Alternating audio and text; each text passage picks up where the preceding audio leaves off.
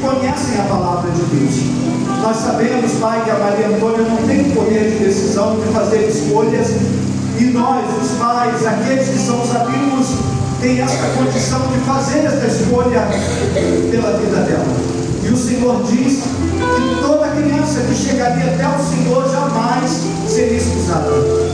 Por isso, nesta noite, nós apresentamos a Maria Antônia diante da tua face. Aleluia. Senhor, apresentamos a tua filha e abençoamos a vida dela e fazemos em nome do Pai, do Filho e do Espírito Santo. Aleluia. Ajuda a Maria Antônia, Senhor, nas suas caminhadas, nas suas necessidades, nas suas decisões, e que em todo momento da sua vida em que o Senhor permitir viver, ela possa viver na tua presença e guardar os seus mandamentos. Aleluia. Os seus mandamentos não são penosos, por isso te entregamos ela em tuas mãos e agradecemos porque o Senhor tem cuidado de nós. Obrigado por tudo, te agradecemos e fazemos no nome do teu Filho amado Jesus Cristo. Amém.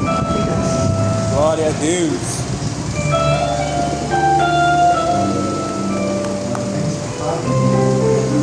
Aleluia. Parabéns.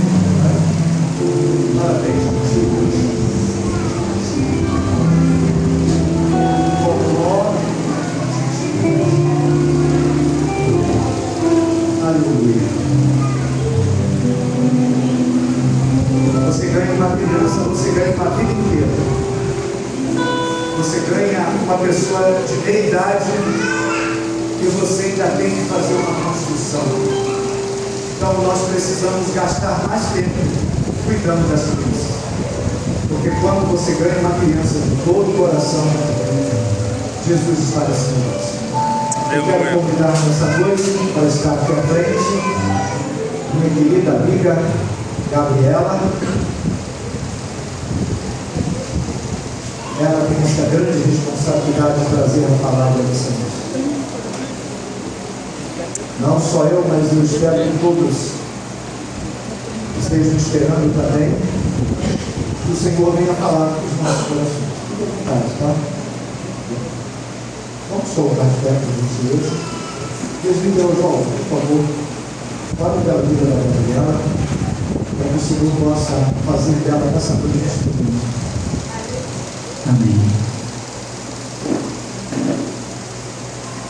Pai querido amado, diante da tua presença, queremos te louvar e agradecer o teu nome todos os dias da nossa vida. Aleluia. E nessa noite tão gloriosa, Senhor, que vai ser ministrada a tua palavra, eu vim entregar a vida da Gabi em tuas mãos, Deus. Dá, Senhor, sabedoria à tua filha, Senhor, para que ela possa ministrar, Senhor, aquilo que o Senhor colocou no coração da tua filha. Nós te agradecemos, Senhor, pela vida da Gabi sobre nossas vidas. Sabemos que ela é bênção na nossa vida, Senhor. Eu passo ela para as tuas mãos, em nome de Jesus Cristo. Amém.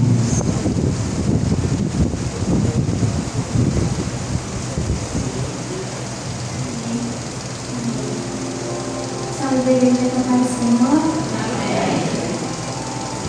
Estou muito alegre de poder mais um dia estar aqui. Uma responsabilidade a qual o Senhor me confiou. E nesse momento eu gostaria de pedir que os irmãos podem se sentar. Eu gostaria de ressaltar nessa noite que eu estou muito feliz porque hoje eu descobri que o meu bisavô ia vir me entregar. E ele tem 97 anos e eu estou vivendo a fruta de oração nessa noite, porque eu nunca, na minha mente, eu nunca imaginaria que Deus iria trazer ele a essa igreja.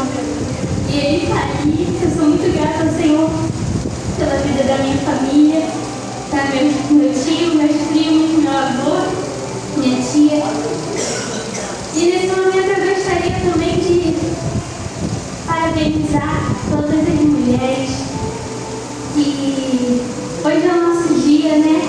As mulheres que enfeitam a igreja, as mulheres que trazem um cheirinho de flores para a igreja. E o que seria dos homens sem as mulheres? O mundo, ele tenta trazer sobre a nossa mente que nós precisamos ser mulheres empoderadas. Mulheres que ganham mais, mulheres que sempre querem estar à frente. Mas para mim, mulheres empoderadas são mulheres que dobram os joelhos e quando vai falar com o Senhor, tem resposta dele. Para mim, mulheres empoderadas são mulheres que andam segundo a palavra de Deus. Nós, em Cristo Jesus, somos mais do que vencedores. E aqui nessa noite há muitas mulheres empoderadas em Cristo Jesus. Bom, eu posso tossir um pouquinho porque eu tô meio resfriada. Eu imaginava que eu iria me abater de alguma forma, porque todas as vezes que eu vou pregar, sempre vem alguma coisa. Na sexta-feira eu passei muito mal e eu não esperava estar tão bem assim hoje, mas o Senhor me sustentou.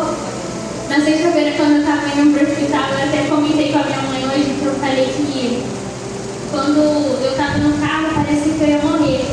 Eu estava com 39 graus de febre e parecia que eu ia morrer. Eu já estava orando ao Senhor. Eu falei, Deus, eu acho que o Senhor quer me recolher nessa noite. Aí eu já estava fazendo meu testamento na minha mente. Senhor, aquele hidratante eu vou deixar para minha avó, a bolsa eu vou dar para minha tia. Eu já estava fazendo uma oração. Aí eu falei assim, Senhor, o Carlos André, se eu morrer, não deixa ele olhar para nenhuma mulher. Ele é teu, Pai, ele vai servir ao Senhor, Jesus. Até a vida dele. Eu já estava nessa oração. O Senhor me reverte o quadro. Se não for para comigo, que o Senhor leve ele também.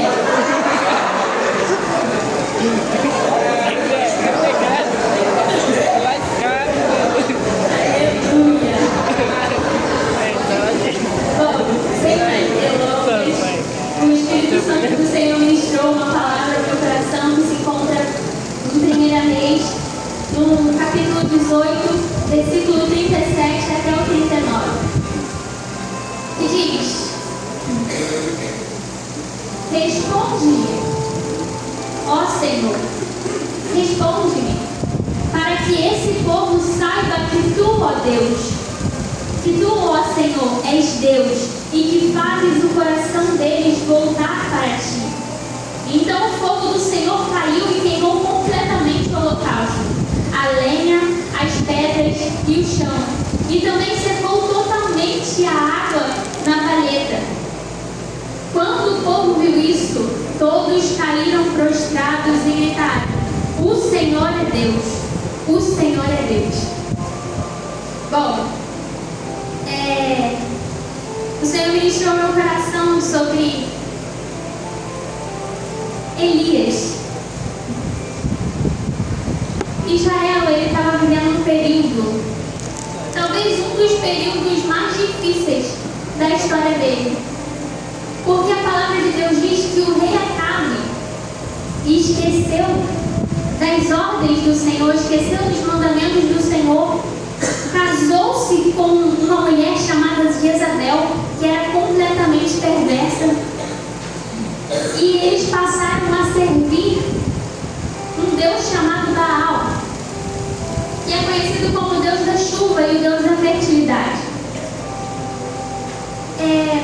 Naquele momento, naquele período, o Senhor levanta um homem chamado Elias, o profeta Elias. E Elias, ele tinha uma autoridade espiritual tão grande, mas tão grande, capaz de abalar o reino inteiro.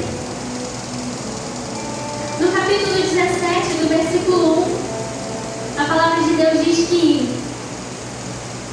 Elias foi até o rei Acabe e ele disse ao rei Acabe que não iria mais, diante da palavra de Deus, não iria mais cair orvalho do céu e nem chuva, até que ele falasse novamente. E eu imagino que nesse cenário, o rei Acabe olhou e não deu muita importância. Ele deve ter olhado e não acreditado muito. Mas assim aconteceu. Já não chovia mais. Já não caía mais orvalho do céu. E a palavra de Deus diz que o Senhor levou Elias para Querite. E ele falou: Elias, nesse riacho, no riacho de Querite, você vai beber. Você vai ficar aqui por um tempo e vai beber dessa água. Enquanto Elias estava lá, o Senhor enviava corvos para ele, para trazer pão e carne. Então Elias não passou necessidade. Porém, o tempo passou. E a palavra de Deus diz que aquele rio secou. Mas quando aquele rio seca, o Senhor não deixa Elias desamparado. O Senhor diz: Elias, o riacho secou. Então você sai daí e vai para Sarepta, que lá eu vou te mostrar uma viúva. E assim ele fez. Elias foi até Sarepta e quando chegou lá encontrou uma viúva que estava pegando galhos. E ele pede um copo de água para ela. E quando ela vai buscar, ele grita a ela de novo e fala: você pode me trazer um pedaço de pão também? E ela diz no versículo 12: juro pelo nome do Senhor, o teu Deus, que eu não tenho nenhum pedaço de pão, só um punhado de farinha num jarro e um pouco de azeite numa botija. E aqui o Senhor falou muito ao meu coração, porque o Senhor ele perguntou para mim: o que você tem contigo? O que você tem dentro da tua casa? Às vezes aquilo que nós achamos que é pouco é o suficiente para Deus completar e fazer um milagre. Às vezes a gente acha: Senhor, mas eu só tenho isso daqui. E Deus está olhando e está falando: é o suficiente. Eu vou operar um milagre através daquilo que você tem em casa. E Deus está te perguntando, igreja: o que você tem? O que você tem diante das suas mãos nessa noite?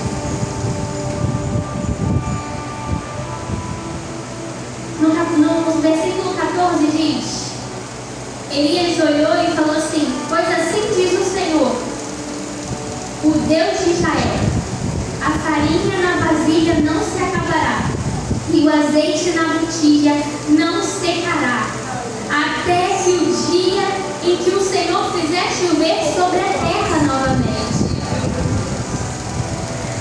O Senhor ele falou muito ao meu coração sobre esses versículos, porque às vezes a gente acha que o recurso vai vir de fora. E o Senhor está perguntando: o que você tem em casa?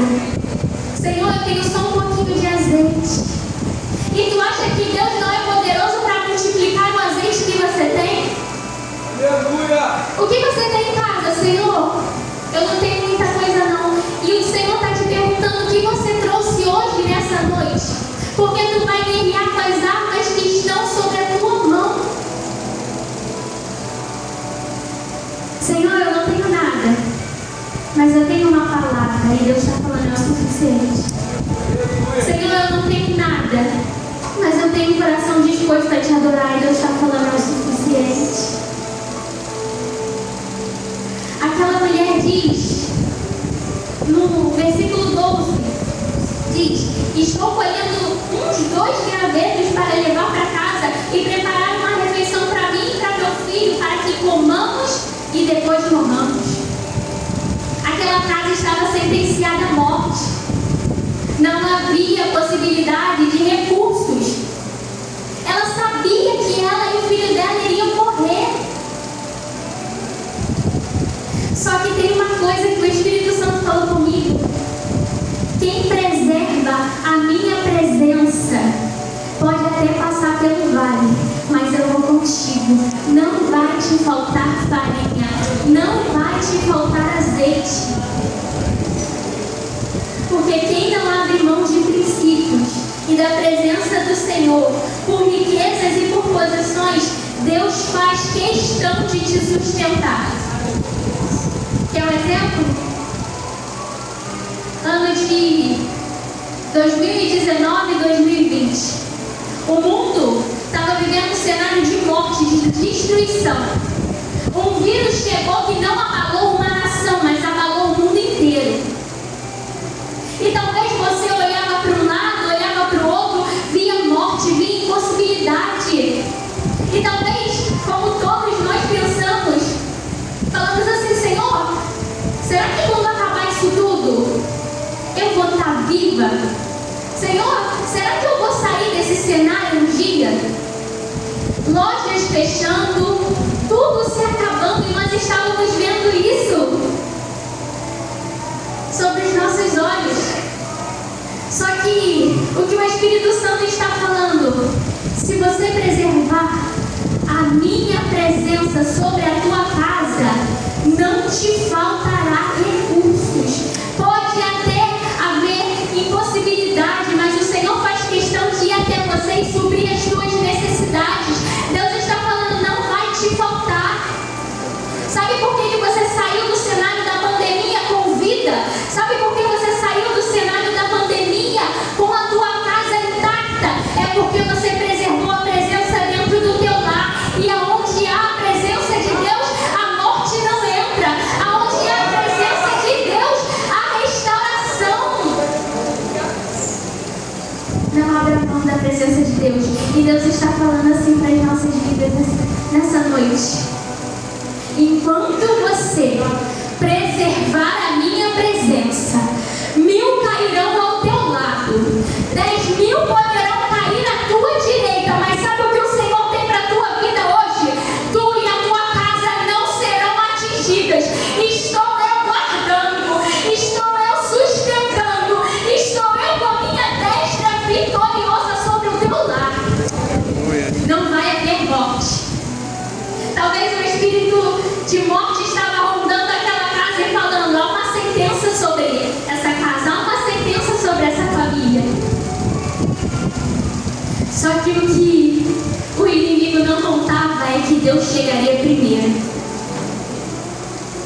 O que o inimigo não contava é que o Senhor chegaria primeiro, porque isso que Ele faz.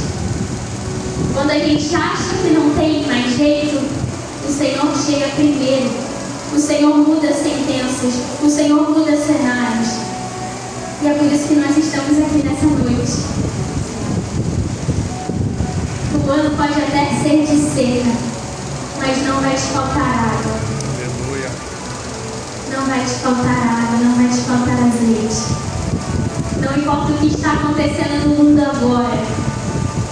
O que importa é que nós temos uma palavra, e a palavra é: estou eu guardando. Estou eu sustentando. No capítulo 18, no versículo 4, diz que Jezabel estava exterminando todos os profetas de Israel. E a palavra diz que Obadias, vendo isso, chamou os profetas e começou a escondê-los na caverna. Eram 100 profetas. E ele escondeu 50 em uma caverna e 50 em outra. Porque quando o inimigo se levanta de alguma maneira, Deus sempre levanta alguém para nos dar escape e livramento. Deus nunca nos deixa sozinhos. Deus nunca nos desampara.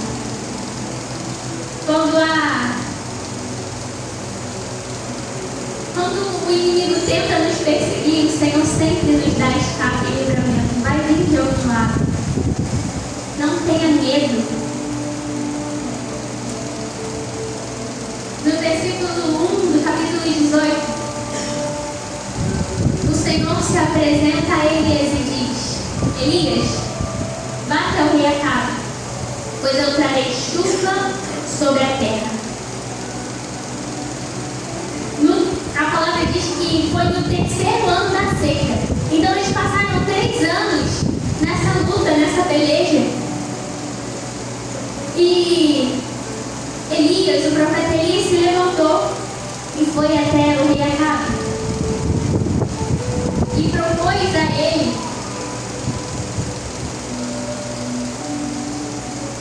algo Depois de um longo tempo de seca, o Senhor levanta o profeta Elias.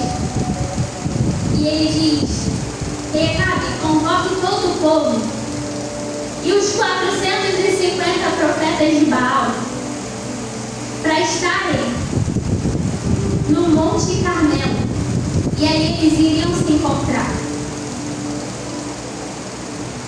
E o rei Acabe convocou todo o povo, o rei Acabe convocou os 450 profetas de Baal e todos estavam lá.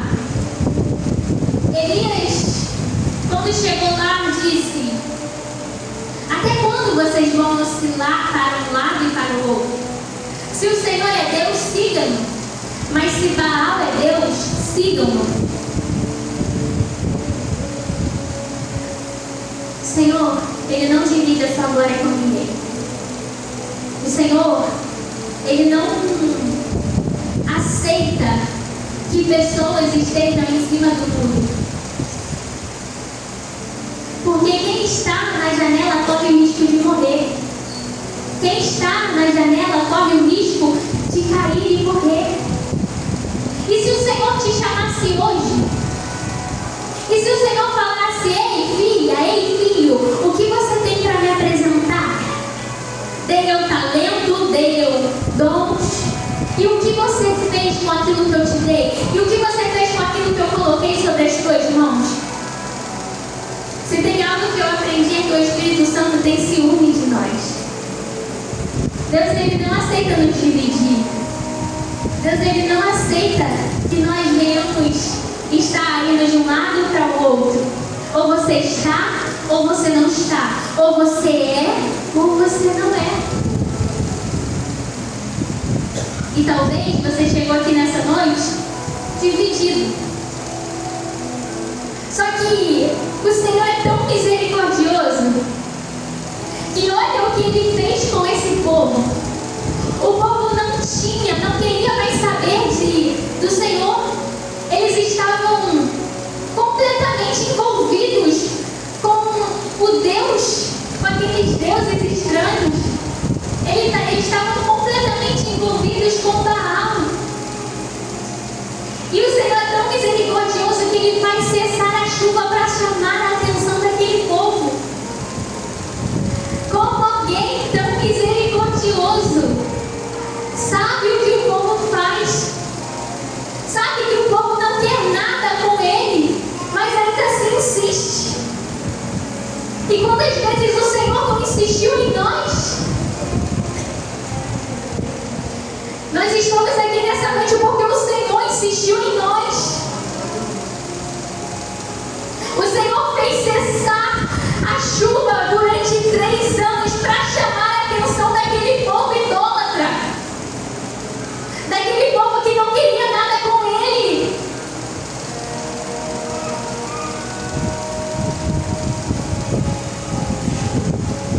Todas as vezes que estivermos fora do propósito de Deus, Ele sempre vai criar situações para nos fazer voltar. Porque se tem uma coisa que o Senhor não abre mão, é da minha e da tua alma. Se tem uma coisa que o Senhor não abre mão, é da nossa alma. E que amor é esse? Quantas vezes o inimigo apostou que você não chegaria até aqui? Quantas vezes o inimigo tentou te paralisar, tentou te matar? E a mão do Senhor estava sobre você. A mão do Senhor estava sobre as nossas vidas. Porque Ele sabia que se o inimigo tirasse a tua vida naquele momento, a tua alma estava condenada ao inferno. Mas o Senhor te trouxe aqui para te dar uma chance. O Senhor nos trouxe aqui para nos dar outra chance. Eu não sei como está a tua vida, eu não sei como está a tua história, mas eu sei que o Senhor nos chamou aqui nessa noite para chamar a nossa atenção de alguma forma. Eu acho que o povo, eles estavam envolvidos, tão envolvidos com aquele Deus. E quantas vezes nós somos assim? Nós estamos tão envolvidos com deuses que nós mesmos consagramos. Quantas vezes nós deixamos o Senhor de lado, a palavra dele de lado, e vivemos as nossas próprias vontades? Porque é mais fácil. Sabe por quê? Porque servir a Baal, aquele povo sabia que servir a Baal não exigia tantas coisas assim. Mas para estar diante do Senhor é preciso haver santidade. Porque Deus não te aceita de qualquer forma. Você pode vir, mas permanecer diante da presença dele de qualquer maneira não vai. Porque só vai para o céu quem está disposto a viver uma vida de santidade, uma vida de consagração, uma vida de oração, uma vida de jejum, uma vida de busca. É por isso que nós temos a tendência a estar em coisas que não agradam ao Senhor. Porque para estar aqui não é de qualquer maneira. Para permanecer diante do Senhor não é de qualquer maneira. Mas quando nós estamos diante do Senhor, Deus, ele nos dá aquilo que deuses nenhum podem nos dar. Deus preenche a nossa alma de tal maneira que você sabe que longe do Senhor tu não pode viver. Para onde iremos nós, Senhor, se só tu tens a palavra de vida eterna? Não tem mais para onde fugir. Não tem mais para onde fugir. Talvez você não esteja entendendo situações que você está passando hoje. Talvez você está achando que é muita coisa. Mas é a forma que o Senhor fez de chamar a tua atenção de alguma maneira. Deus fez cessar a chuva não para castigar o povo, mas por amor ao povo. Não para falar, quer saber? Estão servindo outros deuses? Ok, vou deixar vocês sem nada. Não. Deus fez cessar a chuva por amor àquele povo. E quantas coisas o Senhor tem chamado a nossa atenção durante essa semana, durante esses meses, que a gente está achando que é o inimigo, que o inimigo tem se levantado, mas é o Senhor querendo chamar a tua atenção, querendo te chamar para o íntimo de novo, querendo te chamar à prática da oração de novo. Naquele momento, Elias propõe para o rei Acabe e para o povo o seguinte: vão ter 2 novilhos, e os 450 profetas de Baal vão escolher um novilho, vão colocar diante do altar de Baal e vai oferecer sacrifícios a Baal. E da mesma forma, Elias vai fazer. Vai colocar o novilho sobre o altar do Senhor e vai oferecer sacrifícios ao Senhor. E o que ficou combinado é o Deus que responder com fogo. Esse sim será o Deus de Israel. E todo o povo concordou naquele momento. E assim foi feito. Os 450 profetas de Baal escolheram o novilho, prepararam, cortaram e colocaram diante do altar. E ali começou. De manhã até a tarde, os profetas de Baal dançaram, gritaram, pularam, espernearam, se cortaram com espadas e lanças, porque a palavra diz que era o costume da época. E eles sangraram, mas não tiveram resposta alguma. Imagina, horas fazendo isso, horas pulando, horas gritando. Só que eles não tiveram resposta alguma. Até que chegou a vez do profeta Elias. E no versículo 30 diz: então Elias disse a todo o povo: aproxime-se de mim. O povo aproximou-se e Elias reparou o altar do Senhor que estava em ruínas. O altar do Senhor naquele momento estava em ruínas. E talvez sobre a nossa mente, pensando como pessoas normais, nós poderíamos olhar e falar: por que Elias teve o trabalho de reconstruir um altar? Se havia um altar ali, o altar de Baal estava pronto, era só ele falar: dá licença, deixa eu tirar aqui essas coisas, que agora eu vou oferecer sacrifícios ao Senhor. Ele poderia ter feito isso? Poderia. Até porque, né, na visão do mundo, não importa como você está fazendo, o que importa é a intenção do teu coração. Não importa a forma que você vem e sobe no altar, o que importa é a intenção do teu coração. Não importa se você está adulterando e está aqui em cima. Não importa se você está em fornicação, mas está aqui em cima. O Senhor, Ele vai aceitar. Porque o que o Senhor vê é o nosso coração. Porque o que Deus vê é o nosso coração. O mundo, ele tenta trazer isso sobre a nossa mente o tempo inteiro. Só que a tua intenção pode até ser boa, mas se for feita de maneira errada, Deus não vai receber. A tua intenção pode até ser boa, mas se você não estiver na posição que Deus exige, o Senhor não vai receber o holocausto. Porque o Senhor prefere 1000 vezes um altar caído e em ruínas, sendo verdadeiro, do que um altar de pé com falsidade. Deus prefere você em ruínas. Deus prefere você sangrando, mas sendo sincero diante dele, do que alguém de pé, vestidinho, bonitinho, legalzinho, mas dentro do coração não tem nada para oferecer ao Senhor. Deus, ele prefere o altar em ruínas, sendo verdadeiro, porque ele pode reconstruir. Mas e alguém que está tanto bonitinho e que vive de aparência, não é verdadeiro diante do Senhor? O que o Senhor pode fazer?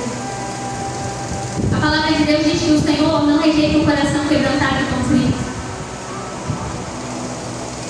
Então, mesmo que você esteja se arrastando, saiba que o Senhor é poderoso nessa noite para reconstruir aquilo que uma vez se perdeu. Quando o profeta Elias começa a restaurar o altar, coloca as pedras, as 12 pedras, ele vai reconstruir.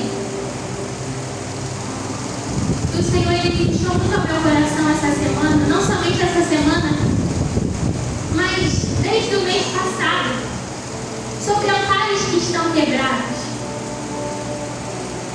E o Senhor, ele nos chamou para ser restauradores de altares. O Senhor, ele te chamou para ser um restaurador. A palavra de Deus diz que Elias pega, reconstrói o altar, coloca o novilho, coloca a lenha, e ele pede para o seu servo jogar 4 jarros grandes de água sobre o altar. Entenda, Elias reconstrói o altar e coloca lenha. Porque sem lenha não há possibilidade do fogo pegar. Sem a madeira não há possibilidade do fogo pegar. Ele ora ao Senhor, uma oração rápida, uma oração simples, mas uma oração sincera. E ele diz: responde-me, Senhor, responde-me, para que esse povo saiba que tu, ó Senhor, és Deus que faz o coração deles voltar para ti. Uma oração simples, mas sincera. Uma oração simples, mas com um propósito. Porque Deus não responde oração que não tem propósito. Qual era o propósito naquele momento? Ele estava falando: Senhor, faz o fogo vir sobre o altar, para que o povo veja que eu sou profeta. Não. O propósito de Elias naquele momento era: Senhor, faz o fogo vir sobre o altar, para que eles vejam quem tu és. Para que eles vejam quem o Senhor é. Elias, ele não estava procurando ser visto. Ele queria que o povo visse quem o Senhor é. De novo, Deus mandou fogo e todos ali ficaram: nossa, o Senhor está te perguntando nessa noite, assim como Ele me perguntou: como está o teu altar? Como está o teu altar nessa noite? Quantos sacrifícios você tem oferecido ao Senhor? Não é vergonha reconhecer que o altar que um dia foi usado para adorar ao Senhor, hoje está em ruínas. Isso não é vergonha. Vergonha é continuar com ele em ruínas e fingindo que está tudo bem. Vergonha é viver uma vida de aparência, sabendo que Deus conhece a tua mente, o teu coração, te conhece por dentro e por fora. Isso é vergonha. E no mês passado eu tive sim que reconstruir o altar do Senhor. Eu tive sim que tirar alguns altares que não me cabiam mais. O altar que eu mesmo levantei. O altar que estava roubando o meu tempo com o Senhor. O altar que estava tirando o meu foco do Senhor. O que tem tirado o teu foco? O que tem te cegado? O que tem feito você não ver o que está à tua frente? E quando eu tomei essa decisão foi muito difícil. Porque eu me ajoelhei ao Senhor e eu fui completamente sincera. E eu senti o Senhor me ajudando a reconstruir o altar dele. Mas enquanto o altar era reconstruído, o inimigo ele não fica satisfeito. Diversas vezes eu acordava durante a madrugada para orar, com uma voz no meu ouvido dizendo: eu vou te matar. Teve um momento em que eu acordei, orei, e eu fui completamente renovada pelo Espírito Santo durante a madrugada. E eu lembro que eu estava com muita energia. Eu abri a gaveta de remédios e eu falei: eu vou tomar um antialérgico. Quando eu fui pegar o remédio do antialérgico, eu ia tomar o antialérgico e eu ia dormir. Quando eu abri a gaveta e eu peguei o remédio, veio uma voz estrondante no meu ouvido e disse algo que eu jamais pensaria. Uma voz estrondante no meu ouvido e disse: por que você não pega todas essas cartelas, toma e morre? Porque se você não tomar, eu vou te matar. No mesmo momento voz durante a madrugada e eu falei: eu te repreendo no nome do Senhor dos Exércitos. E ali começou uma batalha. E ele começou uma batalha que eu sozinha jamais conseguiria vencer. Mas o Senhor estava comigo. O Senhor está contigo. Reconstruir altar não é algo fácil, mas o Senhor garante que estará contigo. Naquele momento, você já parou para pensar que o Senhor, Ele nessa noite está te chamando de novo ao quarto secreto? Já parou para pensar que o Senhor, Ele sente a tua falta? Ele sente falta da tua oração, do teu clamor, do teu jejum?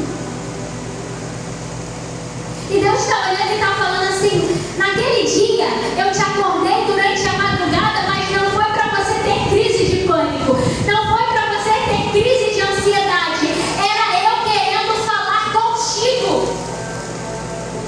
Só que o inimigo tem cegado tanto pessoas dentro da igreja que não estamos mais tendo discernimento para saber quando o Senhor está me chamando. Se Deus te chamar hoje, tu sabe reconhecer a voz dele?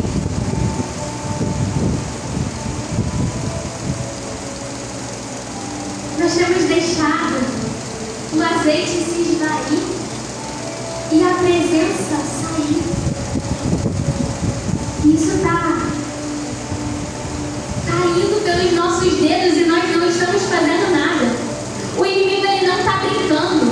O inimigo, ele não está de brincadeira. E essa semana eu entendi isso. E eu falei: Senhor, por favor, não me deixa mais olhar para trás, não me deixa mais olhar para o lado. Porque eu entendi a fúria do inimigo sobre a igreja do Senhor. E quantas pessoas estão aqui dentro dormindo? E quantas pessoas têm deixado a presença de lado por um momento, por segundos? Não abra mão da presença de Deus. Não abra mão daquele que te deu a vida. Não abra mão do altar do Senhor. Deus está te chamando. Restaure o altar quebrado.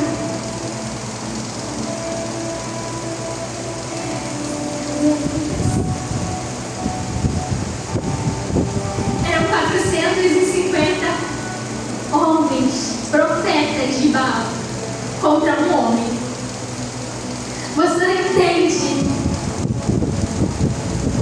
que só precisa de um? Tem noção que era 450 homens contra um homem? E Deus está falando: eu só preciso de um para se posicionar e não fazer a diferença nessa nação. Eu só preciso de um. Eu só preciso de um. No versículo 19, no capítulo 19, no versículo 10 diz: ele respondeu: tenho sido muito zeloso pelo Senhor, o Deus dos exércitos. Os israelitas rejeitaram a tua aliança, quebraram os teus altares e mataram os teus profetas à espada. Eu sou o único que sobrou e agora também estou sendo procurado para matar. Quebraram os teus altares. Só que no versículo 30 diz que Elias restaurou só um altar, porque ele não seria capaz de restaurar todos, mas foi através dele, um altar restaurado, que outras vidas começaram a restaurar outros altares do Senhor. Deus está te chamando. Deus está te chamando. Se posicione. E eu me imagino aquele povo sem entender nada. Meu Deus, mas Baal não era poderoso.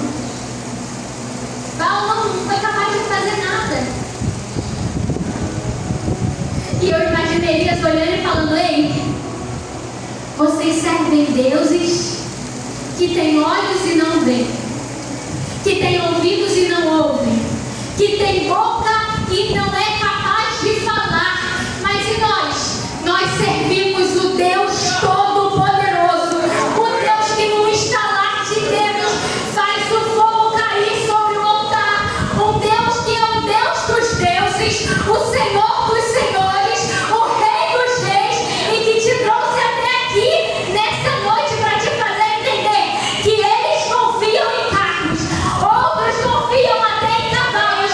Todavia, a igreja metodista wesleyana de Cosmos confia no Deus dos exércitos, naquele que é poderoso para fazer, naquele que é poderoso para falar. E a palavra dele é capaz de fazer todas as coisas. Eu já estou encerrando. E para terminar, a palavra de Deus diz que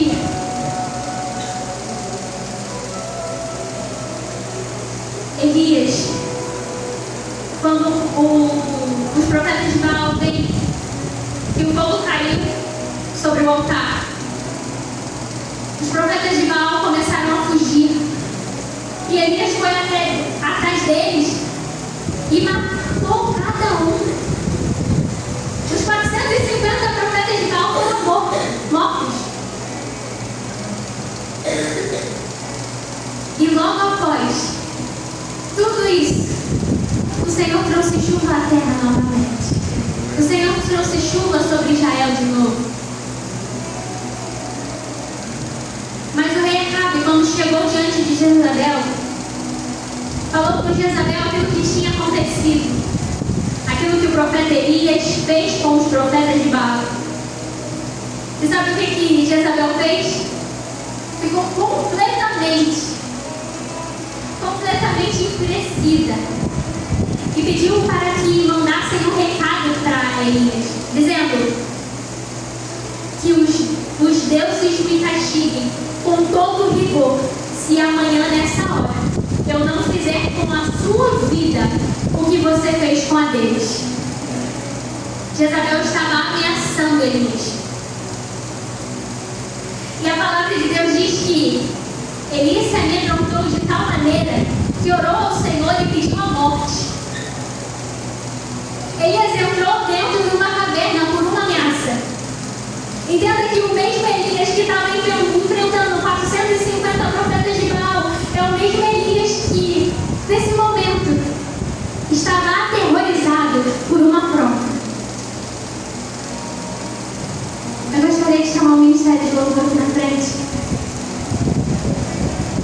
O que o Senhor está querendo nos despertar é que talvez você, por algum motivo, entrou numa caverna, seja por palavras, seja por medo, seja por afronta. Só que o que o Senhor está dizendo é: talvez palavras tenham batido ao teu coração e te ferido, e fez você entrar na caverna. Só que ninguém precisa entender aquilo que o Senhor tem contigo. Aquilo que Deus disse que aconteceria, ninguém precisa entender. Quem não pode deixar de acreditar é você na palavra de Deus. A palavra de Deus diz em Jeremias 29:11: porque sou eu que sei os pensamentos que tenho ao vosso respeito, diz o Senhor. Pensamentos de quê? De paz e não de mal. Talvez você parou de pregar, talvez você parou de profetizar, talvez você parou de cantar.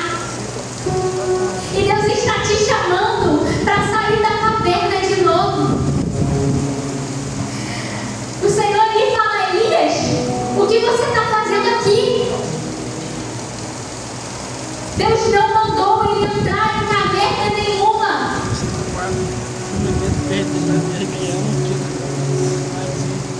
Talvez as afrontas do inimigo te paralisaram. E eu estava vivendo numa caverna. No mês passado, todo final de mês, eu fico aterrorizada. Porque eu penso, meu Deus, o pastor vai botar a escala, eu vou estar na escala. Porque aí eu estava fazendo uma encomenda e eu comecei a orar. Eu pensando que eu estava super espiritual, até marchando. Estava na cozinha com meu doce marchando. Senhor, em nome de Jesus, faz o pastor esquecer o teu nome. Senhor, em nome de Jesus, risca o meu nome da mente dele. E aí eu falei assim, Senhor, a Sheila também, porque eu descobri que quando o pastor não lembra, a Sheila lembra do meu nome. Risca o meu nome da mente dela.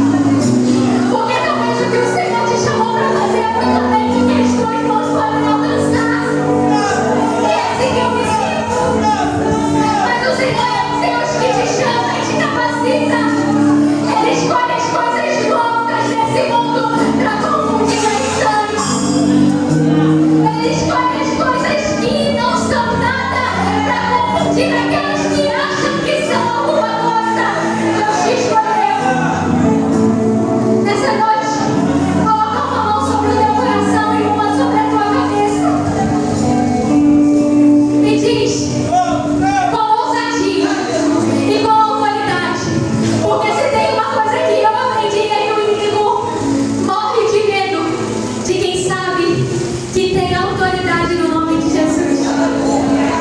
Diga, a minha história não